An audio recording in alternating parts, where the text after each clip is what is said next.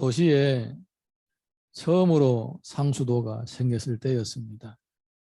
어떤 시골 아저씨가 도시에 와보니까 신기했습니다. 집에 이 벽에 수도꼭지가 있는데 틀면 물이 확 쏟아져 나오는 거예요.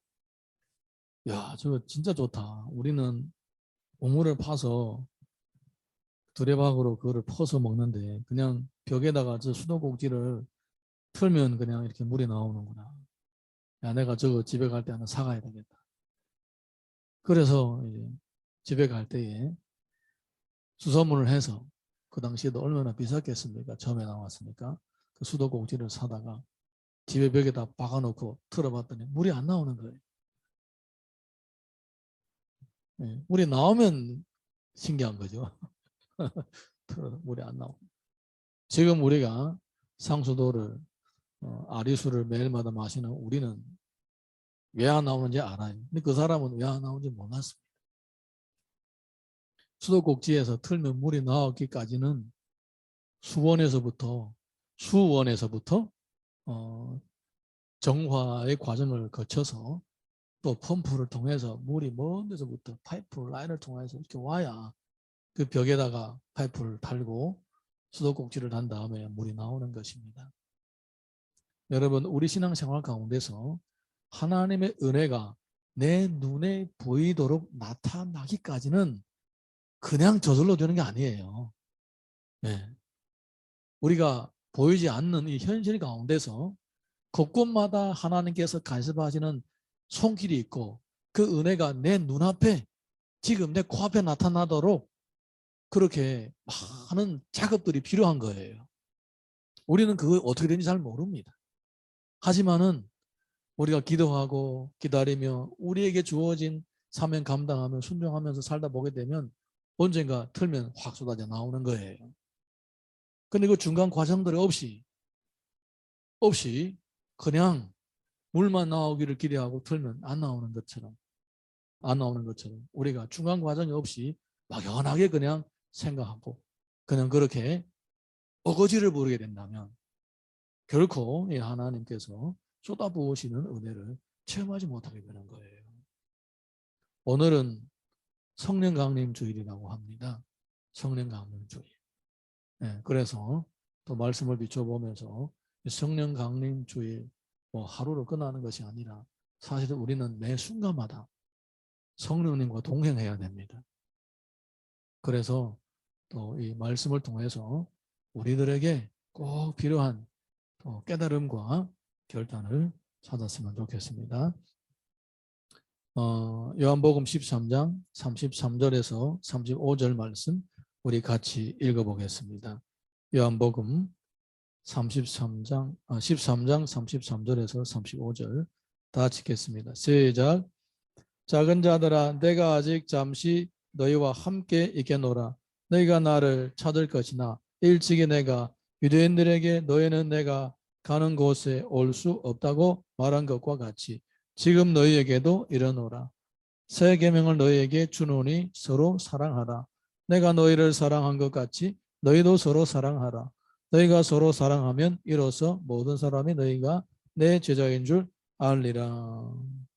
예수님은 제자들도 유대인들처럼 잠시 동안은 예수님이 어디로 가는지 뭐 하러 가는지 모르게 된다는 것입니다.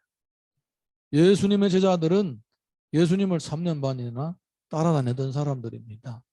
언제든지 주님이 그들과 함께 계셨기 때문에 그들은 수많은 기적들을 체험했고 수많은 어려운 상황들을 이겨낼 수가 있었댔습니다. 그래서 그들의 마음이 부풀어서 당장 내일 모레 이 다윗의 왕국이 회복이 될 것이다라고 생각을 했었습니다. 그런데 주님은 계속 내가 떠난다 말씀하시는 거예요. 이 사람들이 걱정하는 거예요. 주님이 함께 하실 때는 모든 것이 다 이루어졌는데 만약에 갑자기 어느 날에 떠나가 버리면 우리는 어떻게 하냐?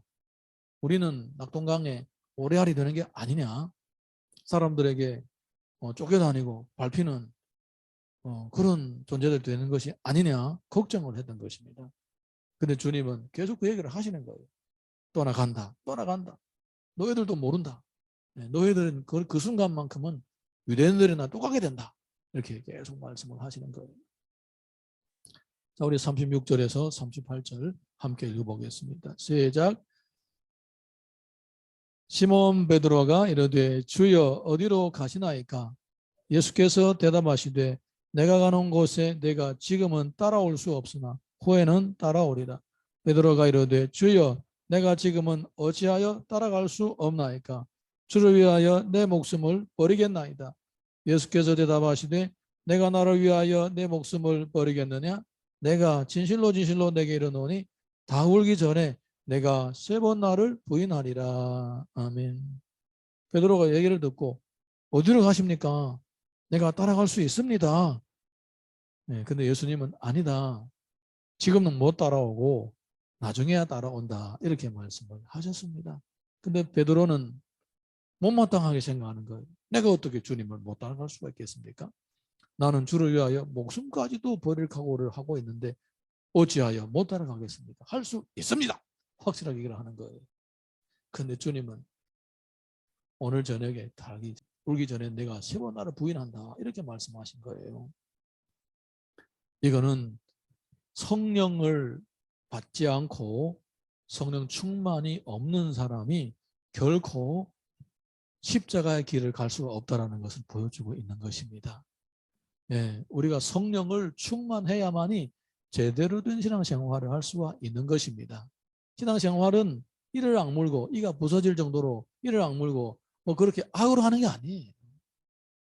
수도꼭지에까지 물이 차 있기 때문에 틀면 나오는 것처럼 성령 충만 받으면 자연스럽게 하나님 말씀을 따라서 살아갈 수 있는 은혜가 채워지는 거예요. 저는 이제 늘 그렇게 생각합니다. 신앙생활을 할 때에 치약을 짜는 것처럼 하는 경우들이 참 많아요. 없는 은혜를 쥐어짜면서 하려고 하는 경우들이 참 많아요. 그런데 은혜는 그런 게 아니에요. 은혜는 넘쳐서 흐르는 것이에요. 할렐루야. 우리가 사모하는 것만큼, 우리가 갈망하는 것만큼, 또 우리가 주의 뜻대로 살고자 하는 것만큼 이 은혜가 채워지는 거예요. 얼마나 은혜가 넘치는지 모릅니다. 현실이 어렵죠. 현실이 고달프죠. 그런데 이거를 내 힘으로 감당하려고 한다면 그러면 진짜 몸이 부서져야 되는 거예요. 뭐 병신 되든지 뭐 바보가 되든지 뭐 그렇게 뭔가 돼야 돼요. 그래야 가능합니다. 그런데 성령 충만하면 아주 은혜스럽게 재미있게 할 수가 있는 거예요. 할렐루야.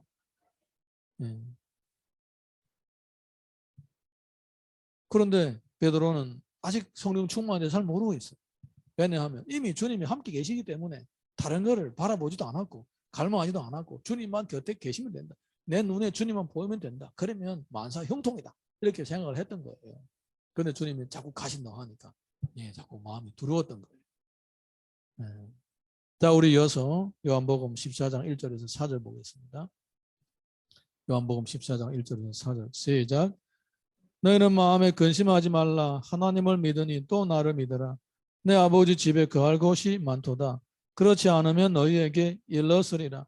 내가 너희를 위하여 거처를 예비하러 가노니 가서 너희를 위하여 거처를 예비하면 내가 다시 와서 너희를 내게로 영접하여 나 있는 곳에 너희도 있게 하리라. 내가 어디로 가는지 그 길을 너희가 아느니라. 예수님은 먼저 가신다고 합니다. 그리고 제자들도 나중에 꼭 그 길을 가게 된다라고 말씀하고 계십니다. 예수님이 육신으로 이 땅에 오셨기 때문에 요 중간에 시간차가 있습니다. 예수님이 십자가에 못 박혀 죽으시고 부활하시고 난 후에 성령님이 임재하시는 요 시간차에 있습니다. 요 기간 동안만큼은 제자들은 내가 버림받지 않았는가라는 그런 마음이 느낄 정도로 두렵고 떨리는 거예요. 여러분, 우리가 신앙생활 하는 가운데서도 이런 과정들이 있는 것입니다. 내가 은혜를 받았습니다. 기도응답의 확신을 가졌습니다. 그런데 이 기도응답의 확신을 가진 것만큼은 좋은데 근데 기도응답이 내 눈앞에 내 코앞에 나타나기까지는 시간차가 있는 거예요. 이 시간 동안은 내가 현실과 부딪혀서 이 약속된 것들이 이루어질 때까지 계속적으로 낙심하지 않고 믿음이 차고 넘치도록 자기를 관리를 해야 되는 거예요. 요 과정이 시간차 가운데 요거를 채워야 되는 거예요. 베드로라든가 제자들은 그때는 아직까지 그 은혜가 없었습니다. 근데 우리에게는 그 은혜가 있습니다. 할렐루야. 우리에게는 그 시간차를 이겨나가고 채워나갈 수 있는 은혜가 이미 주어진 거예요. 요한복음 14장 16절에서 17절 보겠습니다. 시작. 내가 아버지께 구하겠으니 그가 또 다른 보혜사를 너희에게 주사 영원토록 너희와 함께 있게 하리니 그는 진리의 영이라 세상은 능히 그를 받지 못하나니 이는 그를 보지도 못하고 알지도 못함이라. 그러나 너희는 그를 아나니 그는 너희와 함께 거하시며 또 너희 속에 계시겠습니다. 아멘. 예수님은 가신 다음에 보혜사 성령님을 보내시겠다는 것입니다. 또 다른 보혜사. 또 다른 보혜사라는 뜻은 무슨 뜻이냐면 지금 육신으로 예수님이 제자들과 함께 계심으로 제자들은 주님을 보고 직접 뭐 별로 신경 쓸 것도 없이 그냥 하는 대로만 따라하고 가르친 대로만 따라하면 됐습니다. 그런데 주님이 가시게 되면 더 이상 눈에 보이는 모범은 없는 거예요. 그러면 어떻게 해야 되느냐? 그러니까 눈에 보였던 그 주님을 대신하여 똑같은 영적인 결과가 나타날 수 있도록 보혜사 선생님을 보내주시겠다라는 거예요. 근데 그분이 지금 오셨습니다. 이미 오셨습니다. 그리고 어떻게 계시느냐? 우리와 함께 계시고 우리 안에 계시는 거예요. 할렐루야. 그러니까 그러면 내 안에 계시고 우리와 함께 계시는 성령님의 동행하시는 그 은혜를 어떻게 우리가 매일매일마다 매 순간순간마다 누리면서 이 우리 삶 가운데서 개척해 나가고 이겨나갈 수가 있을 것인가? 바로 하나님을 가까이 하며 말씀과 기도를 통하여 자신을 관리해 나가는 거예요. 그래서 예배가 필요하고 기도가 필요하고 말씀 묵상이 필요하고 성도 교제가 필요한 거예요. 할렐루야. 삶은 예배의 연장입니다. 우리가 예배를 통하여 은혜를 받게 되면 그 은혜가 거기서 끝나는 것이 아닙니다. 삶 가운데서도 다 이어지게 되는 거예요. 20년 전에 어떤 유명하신 분이 그런 얘기를 했습니다. 예배에 성공하는 사람이 삶에서도 성공한다. 할렐루야. 요한복음 14장 18절에서 20절 보겠습니다. 시작. 내가 너희를 고아와 같이 버려두지 아니하고 너에게로 오리라. 조금 있으면 세상은 다시 나를 보지 못할 것이로되 너희는 나를 보리니 이는 내가 살아있고 너희도 살아있겠습니다. 그날에는 내가 아버지 안에 너희가 내 안에 내가 너희 안에 있는 것을 너희가 알리라. 아멘. 예수님은 제자들을 고아와 같이 버려두지 않는다라고 말씀하셨습니다. 지금까지 그들에게 은혜를 베풀고 그들의 갈 길을 다 말씀해 주시고 나서 떠나신 다음에도 그들이 지속적으로 끝까지 갈 수 있도록 도와주시겠다는 것입니다. 주님은 우리 인생의 책임자이십니다. 그래서 다윗은 여호와는 나의 목자시라고 고백을 하는 것입니다. 책임자예요, 책임자. 여러분의 자녀의 책임자가 아닙니까? 어릴 때에 전적으로 책임지고 키웠지 않습니까? 그리고 그 자녀들이 성인 되어서 뭐 가정을 이룬 다음에도 계속 근심하고 걱정하고 기도하고 그러잖아요. 하나님은 어떤 부모보다도 더 사랑이 풍성하신 분이십니다. 부모를 배신하는 게 아니에요. 진짜 부모는 하나님이시라는 거예요. 네. 그러니까 내가 내 자녀를 그렇게 끝까지 책임지고자 하는 그런 마음이 있다면 하나님은 어떠시겠느냐 그 말입니다. 하나님은 우리 평생을 책임져 주십니다. 그러니까 맡기라고 하는 거예요. 맡기라고 하는 거예요. 책임져 주시겠다고 하는 거예요. 성령님까지 보내주셔서 끝까지 책임져 주시겠다고 하는 거예요. 확신하시기 바랍니다. 요한복음 14장 25절에서 26절 보겠습니다. 시작. 내가 아직 너와 함께 있어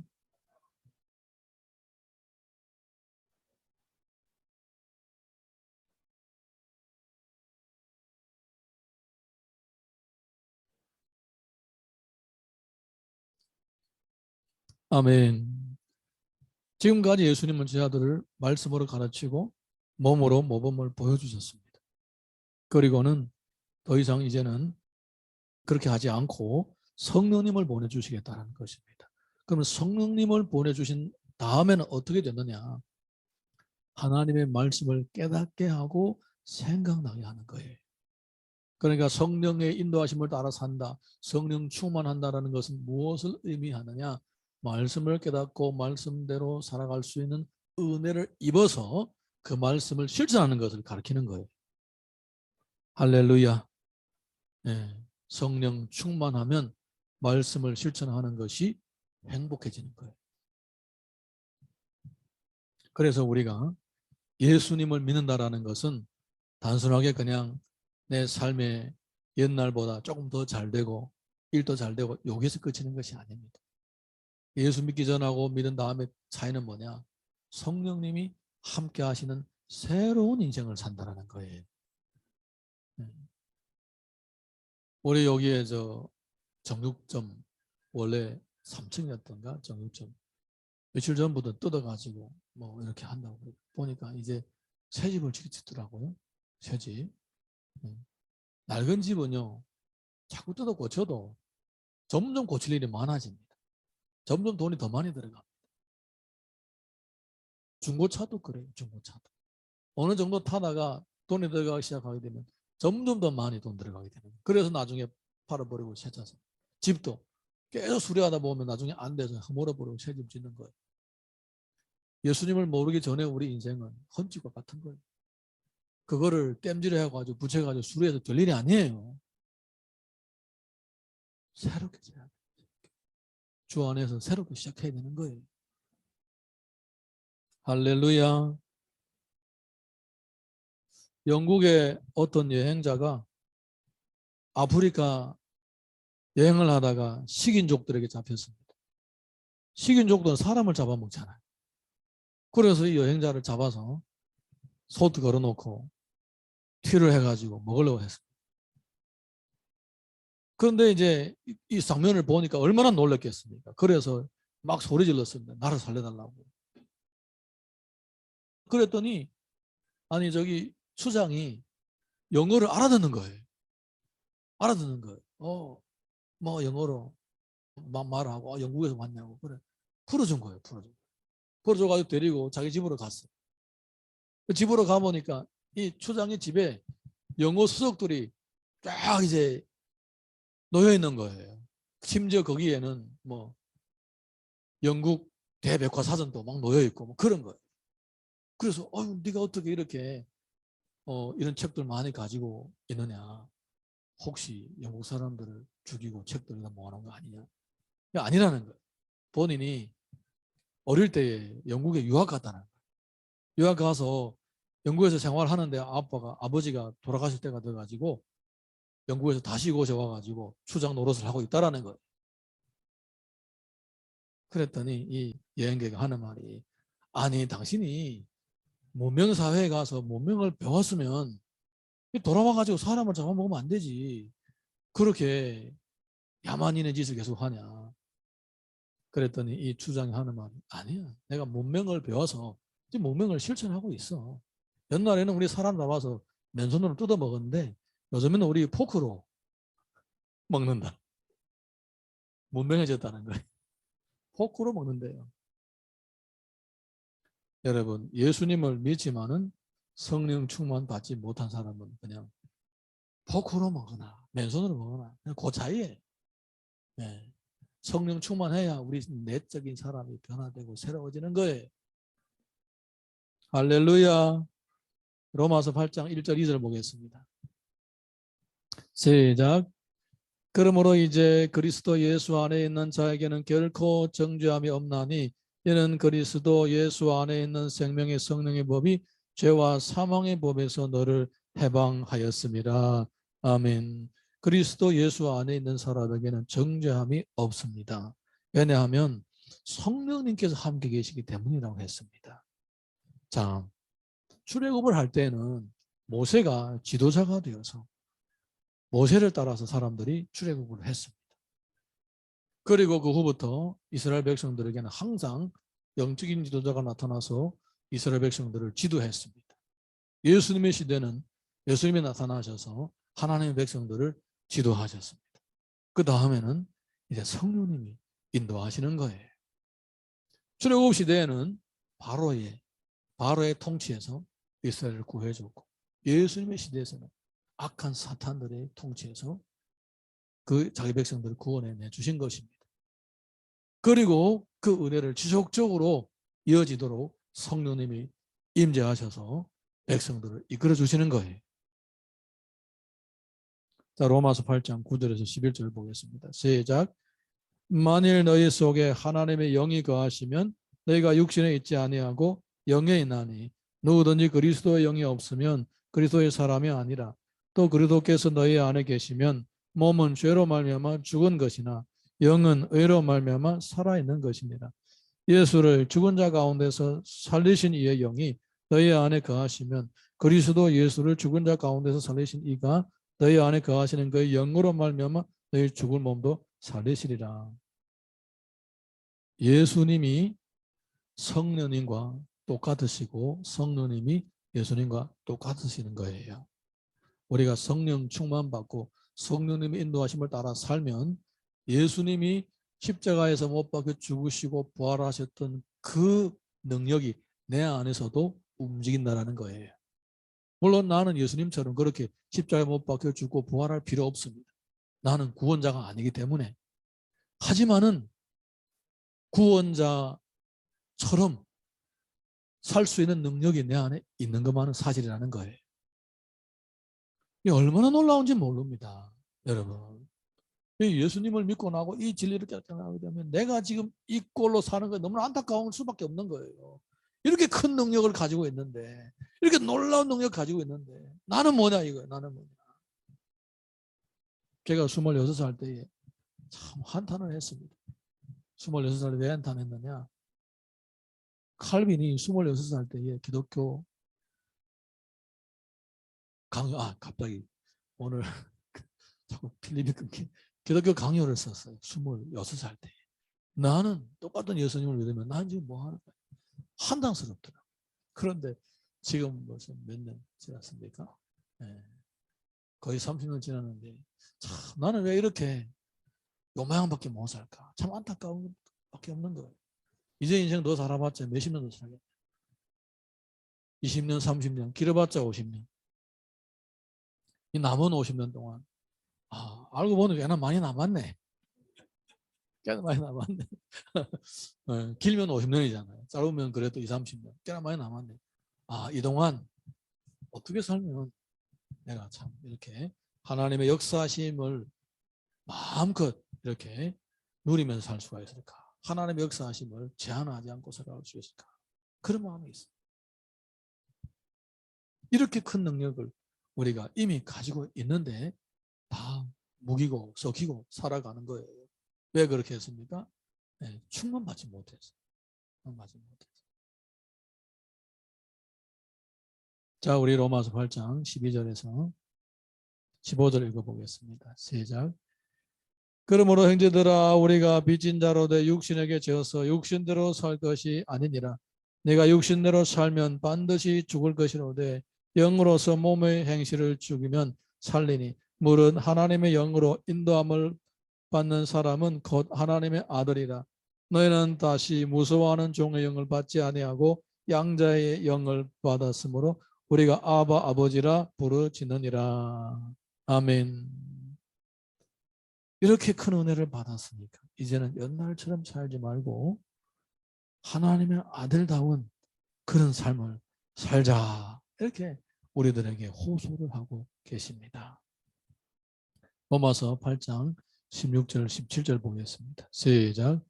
성령이 친히 우리의 영과 더불어 우리가 하나님의 자녀인 것을 증언하시나니, 자녀이면 또한 상속자 곧 하나님의 상속자요 그리스도와 함께한 상속자니, 우리가 그와 함께 영광을 받기 위하여 고난도 함께 받아야 할 것이니라. 아멘.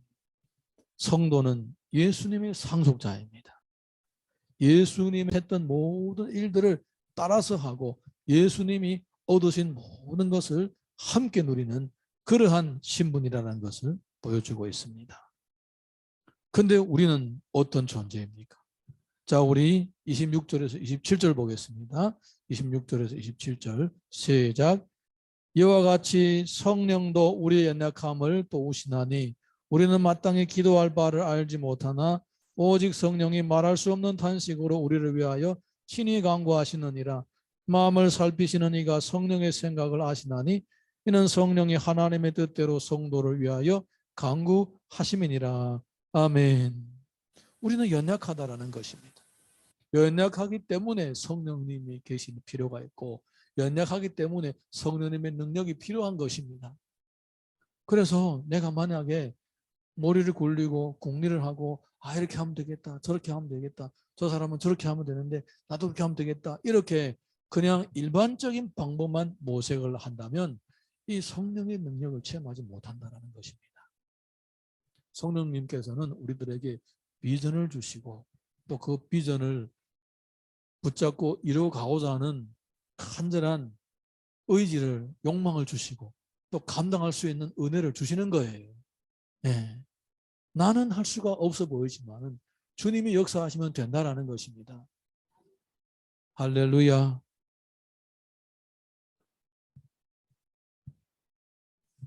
아무래도 오늘은 일찍이 끝날 것 같습니다. 요즘에 운동을 계속 하는데도 살이 안 빠져요. 작년까지만 해도 운동을 하면 한 5kg씩 빠졌거든요. 그럴 수도 있겠다라고 생각하고 설쯤에 별로 운동을 안 하고 추워서 운동 안 하고 한 3, 4개월 지나니까 원래 모습으로 다시 돌아가더라고요. 그래서 안 되겠다. 날씨 따뜻해지는데 운동하자. 또 다시 운동을 했는데 안 빠져요. 그래서 음식을 줄여야 되겠다. 배고프지 않으면 먹지 말자. 이렇게 마음 먹고 지금 한 일주일 지내고 있는데 서서히 빠지기 시작하는 거예요. 그런데 문제는 뭐냐. 오늘 아침에 조금만 먹었어요. 뭐 낫또 좀 먹고 계란 하나 먹고 중주 하나 먹고 그래서 아마 당이 딸렸나 봐요. 아까부터 예배 시작할 때부터 1시간 동안 중보기도를 하고 나니까 도고기도를 하고 나니까 당이 딸리나 봐. 계속 필름이 끊기네. 98년도 여름이었는데 제가 그 가끔 가는 왕청 쉬는 골짜기에 갔는데 저하고 관계가 좀 있는 잘하는 사람들이 거기 8명이나 있었어요. 거기에 농막에다가 이렇게 생활시설을 만들어 놓고 점소 치기도 하고 황지도 이루고 야채도 심고 그렇게 지내고 있었습니다. 산골짜기 안에서. 그런데 이제 처음에는 좀 멀리 있는 그 샘터에서 물을 길어왔습니다. 길어오다가 나중에 귀찮으니까 그 중에 이제 머리를 쓰는 친구가 한 사람이 있었는데 통나무 있잖아요. 중간에 이제 중간에 어떤 나무들 보면 중간에 썩어서 비어있는 거 있어요. 그런 것들을 주워다가 모았어요. 모으고는 그 샘물을 이렇게 막았어요. 막으면 샘물이 수위가 올라올 거 아니에요. 그리고 거기다 통나무를 이은 거예요. 이렇게 쭉 이어가지고 농막 앞에까지 오게 한 거예요. 농막 앞에까지 오게 하고 한 갈래는 이제 화장실, 간이실 화장실, 시골 화장실 아시잖아요. 그냥 이렇게 빙 둘러만 놓는 그곳에다가 흘러가게 하고 한순간에 이제 수세식 화장실이 돼버린 거예요. 물이 그쪽으로 이렇게 오게 하고 하나는 이제 식용수로 이쪽에 오게 하고 농막 앞으로 오게 하고 하나는 또 빨래하는 데다가 돌 갖다 놓고 빨래하는 데도 오게 하고 이렇게 이어가지고 그렇게 해놓은 거예요. 얼마나 편한지 몰라요. 물이 저절로 계속 줄줄줄 흘러나오는 거예요. 8명의 남자들이 열심히 만들어가지고 그걸 해놨더니 여름 내내 아주 물 길러 안 가고 나가기만 하면 물이 저절로 막 흘러나오고 편하게 그렇게 살았어요. 저는 이제 가서 이틀 있었는데 그거를 보면서 참 많은 것을 깨달았습니다. 여러분, 예수님은 이미 우리가 은혜로 살 수 있도록 다 마련해 놓으셨습니다. 그 은혜로 살지 못하는 것은 그건 내 탓인 거예요. 네. 은혜로 못 살게 되면 이건 하나님 앞에서 할 말이 없는 거예요. 핑계댈 게 없는 거예요. 다 마련해 놨는데 왜 못하느냐 이거예요. 다 마련해. 성령님이 오셨다는 것은 무엇을 의미하느냐? 예수님이 사신 것처럼 우리가 살 수 있도록 모든 것이 다 마련됐다라는 거예요. 여러분, 우리가 기도하다가 마음에 감동받은 거 있잖아요.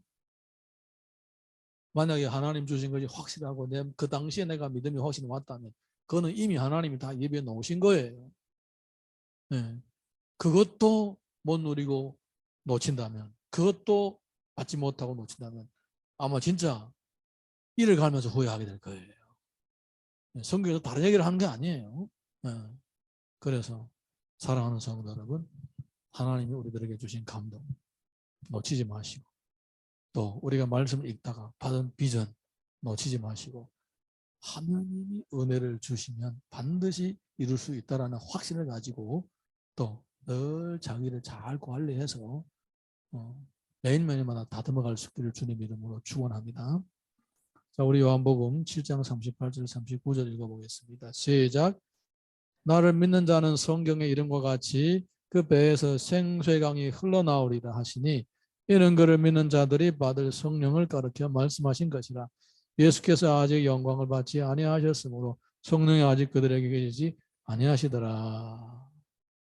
예수님을 믿는 사람에게는 배에서 생수의 강이 흘러나오게 되어 있습니다.